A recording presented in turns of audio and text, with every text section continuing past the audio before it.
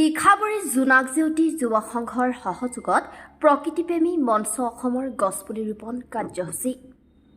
বছৰৰ প্ৰতিটো মাহতে নিৰৱচ্ছিন্নভাৱে গছপুলি ৰোপণত মনোনিৱেশ কৰি অহা অসমৰ অগ্ৰণী প্ৰকৃতি সুৰক্ষা সংগঠন প্ৰকৃতিপ্ৰেমী মঞ্চ অসমে আজি তীখাবৰী জোনাক জেউতি যুৱ সংঘৰ সহযোগত ঘগুৱা তীখাবৰী সহযোগী পথত গছপুলি ৰোপণৰ এক কাৰ্যসূচী ৰূপায়ণ কৰে।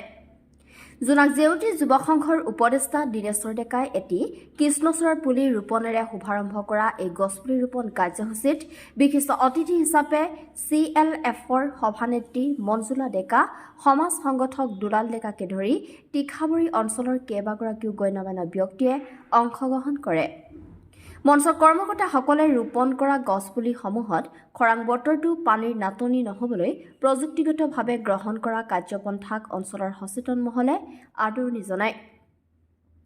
মঞ্চৰ কৰ্মকৰ্তা ৰাজীৱ ডেকাৰ ব্যৱস্থাপনাত বুবু ডেকা, স্বতন্ত্ৰ মাধৱ ডেকা, সেউজী ডেকা, বিক্ৰম ডেকা, বিৰাট ডেকা, ৰিংকু ডেকাকে আদি কৰি জোনাক জেউতি যুৱ সংঘৰ বহুকেইগৰাকী যুৱক যুৱতীৰ লগতে মঞ্চৰ কৰ্মকৰ্তাসকলে আজি গ্ৰহণ কৰা এই গছপুলি ৰোপণ কাৰ্যসূচীক তীখাবৰী আৰু ঘগুৱা অঞ্চলৰ ৰাইজে ভূয়সী প্ৰশংসা কৰে।